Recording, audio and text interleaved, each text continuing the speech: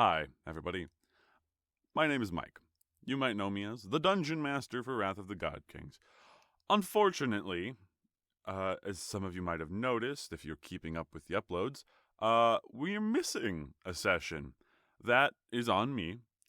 Session 11 was ready and good to go, but unfortunately, the VOD has been lost. So, I feel it only fair to give you an update of what happened during that session that we no longer have access to, in the only way I know how, improvised reading. So, sit back, relax, and I will attempt to cover as much ground as I can recall and as my notes have on what happened during that session. So, sit back again, and let's take a listen to the events within the Crypt of Kreela. As our adventurers and Akerland's guard rush through the city to avoid the swarms of undead heading towards the explosion that just previously saved their lives, they arrive at an open doorway in one of the stone walls of the city of Vitirum.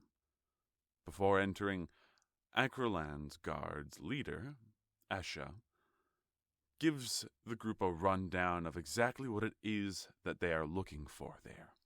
Esha seeks to recover something from the body of an old ally of his during his service to Kreela, this mysterious figure who seems to have a shared history between both Esha and the doctor. In hoping to go down there and recover this person's belongings, they promise that they will split whatever can be found within the crypt with our adventurers. Tensions are still a little high, but all agree as to go back now would mean being swarmed by undead. So, leading the charge, Akerland's guard steps down into the crypt, followed by our adventurers. After a while, they find a large stone gate clawed and broken open by the undead that once resided within this crypt. A large subterranean graveyard sprawls before them, tombstones, open caskets, and upturned earth from the toll that had happened not but a few months prior. As the parties begin to spread out in search of the grave of Babarola, this individual that Esha is looking for, they find a few interesting things of note. Esha, as well as the doctor and Hugin, take a step aside to begin looking at what appears to be an altar, or a small worship place, a temple of sorts, to the previous owners of the shattered necropolis of Vitirum. Shrines to each of the waking lords, those powerful undead who in ages past ruled this place with an iron fist. Esha, seemingly tired of being reminded of his past, proceeds to do what he can to break every altar there he can see. The doctor, not keen to go disturbing things that should be left alone, watches on. All the while, Everest and Weaver, the dynamic duo they are, decide to continue looking into some graves. There is one large stone coffin that stands above ground, its cover cracked and broken inward. As one begins to peek inside, Weaver comes face to face with an undead who has been pinned by the broken lid. Meeting eyes with this creature causes him to fall unconscious, reduced to 0 hit points, as he has come face to face with a bodak. He is immediately pulled away as Everest calls out for aid. Hugin, not being one to let himself and his allies fall so easily, attempts to peek inside so that he can ascertain and destroy the threat, also succumbing to the bodak's curse. Eventually, Esha finds it best that no one bother the bodak in its pin state, as it does not seem to pose a threat unless directly looked at. Covering it with a bit of tarp that he had on him, The party continues to scour the graveyard until at the far corner they reach a mausoleum. Within this mausoleum stand 4 stone coffins, each one labeled with a name: Lysander, the Ravager; Alexandra, the Guardian; Anastasia, the Watcher; and Dion, the Keeper. Upon approaching, they decide to read the name of the Watcher and the Keeper, learning that this is where some of the most devoted to Lord Nephilis, the Lich, were stored, this crypt being his domain, and that, if the party wished to proceed, they would not find themselves in the best of states, as this place was not meant for the living. However, in finding this, they unlock a secret doorway down into the depths of the crypt, further plunging into darkness. As the party continues on, there is worry and question of what exactly it is Esha is looking for, as he's not given them a direct answer yet. Before proceeding into the next room, they confront Esha. Esha reveals that the treasure he seeks is a magical ritual, the manuscript of which can be found within the grave of Barbarola, the secret keeper. This ritual is how to create and hopefully, in his mind, destroy, reborn, these reanimated people that look and act as if they were alive, but are bound between life and death. His wording worries the party, as they believe that if this is the case, if he seeks to destroy the reborn, that the Doctor, their ally, might be at risk. So, they continue onward, cautiously, to ensure that the Doctor is not going to be put in harm's way, forcing Akerlin's guard forward as their dummies, meat shields of sorts.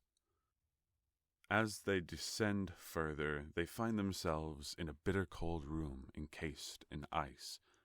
Within the icy walls are lined bodies, undead, frozen in time, gaping holes where their eyes used to be and their mouths agape. As they step forward, an uneasy step made by one of Akerlin's guard awakens some of the undead, who blast beams of frozen light out towards their enemies. But, avoiding major damage, Akerlin's guard carefully step forward. The party follows suit. However, their attention is grabbed by something at the far left-hand side of the chamber, a glowing light, as well as an origin of the mysterious mist that seems to cover the floor of this room. As they step forward and split from Akerlin's guard, who seek to find an exit, the party comes across a mechanism, a staff, a rod placed in the ground that seems to be emanating this cold aura around it. The rod itself can be removed from the mechanism, hopefully deactivating it.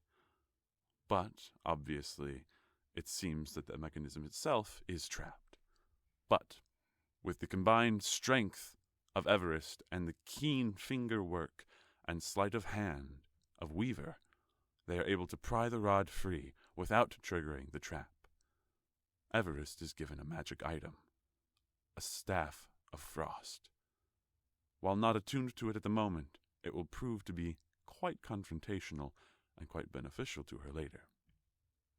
The party progresses back towards where Akerlin's guard can be found, sliding and narrowly avoiding the wrath of these frozen undead. But eventually, both groups continue to press further down into the chamber. Within the third room of the crypt, they find more stone coffins.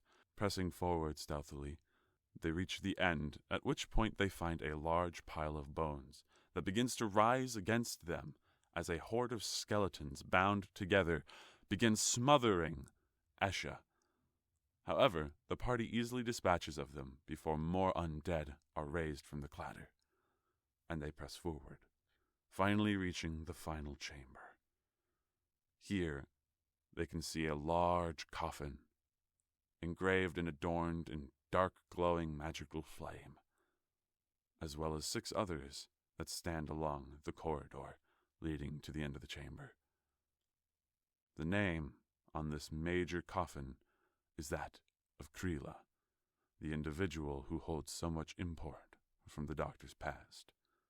But in seeking out the name Barbarola, they find one tomb that seems to match the description.